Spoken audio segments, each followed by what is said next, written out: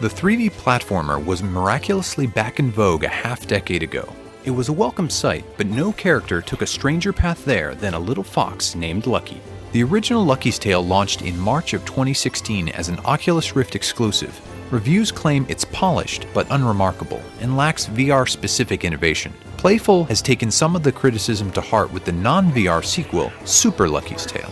Critics were lukewarm on its original form, but its port for the Switch that launched 2 years later is loaded with changes and improvements. The plot is revamped, the gameplay feels much better, and the overall experience is streamlined. This is the version that's currently on Game Pass, so if you played this cute jump-a-thon years ago, it's time to recalibrate and find out if new Super Lucky's Tale is a game pass or a game fail.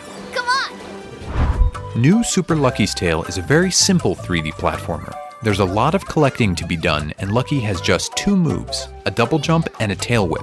You can also burrow underground, but that's pretty much it. The controls feel responsive, and there's a lot of wiggle room and safeguards in place in case you don't land a jump perfectly. Lucky's leaps are also higher than they need to be, so experienced players will completely skip some obstacles that younger players may find challenging.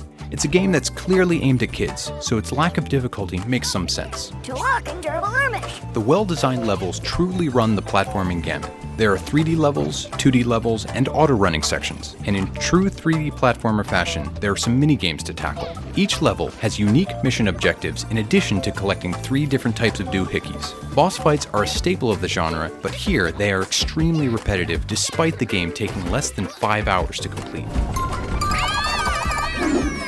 And we didn't come to that figure by mainlining through the primary quest. We've collected the vast majority of the vapid crap it requests and spent an hour clearing its post-game challenge levels. There's not much incentive to go back and finish it off unless you like costumes.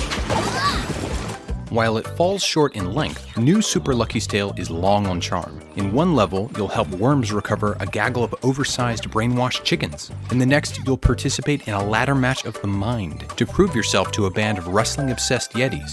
Then you'll destroy a bunch of speakers blasting dance music so some aquatic creatures can relax to a jug band. It has a lot of heart.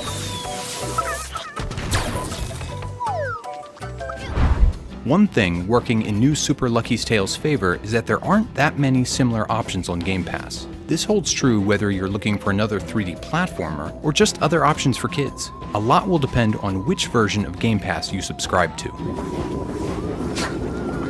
On the PC side, De Blob is a unique game where you're challenged with painting each level as you bound from one platform to the next. It's over a decade old, but it still mostly holds up, and the critics have been kind to it. Moving to the console version of Game Pass, its biggest competition is Rare's Banjo Duo from the N64 era. Both games are polished, gigantic, and can be very challenging at points. They are the polar opposite of new Super Lucky's Tale, and it's hard to recommend them for young children.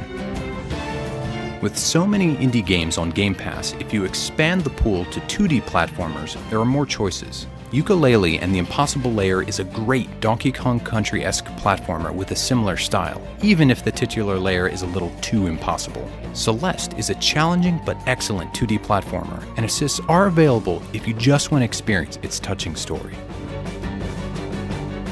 If you are just looking for a cheap babysitter, you can turn to Disneyland Adventures or Rush, a Disney Pixar adventure. Both games were originally designed for Kinect, but have been repurposed to remove the motion controls. Disneyland Adventures is a minigame collection, while Rush is a more traditional 3D platformer, but both are mediocre at best. Now it's time to find out, does new Super Lucky's Tale get a game pass or a game fail? While it's not a stellar entry in the genre, new Super Lucky's Tale definitely has a potential audience. It's just not you.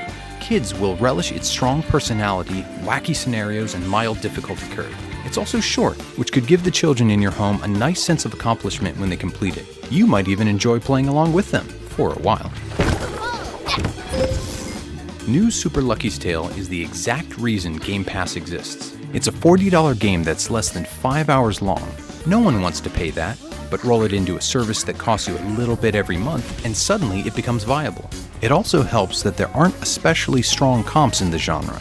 After over 20 years on the market, you've already played the Banjo games if you had any interest. It's also easy to pick it up, make some progress, and put it back down to move to something else. It's a rare breed on the service that will pay for itself with just a couple hours of babysitting play. New Super Lucky's Tale gets a Game Pass. Next week, we shift gears to focus on new games being added to Game Pass in January. And the next target is Neoverse.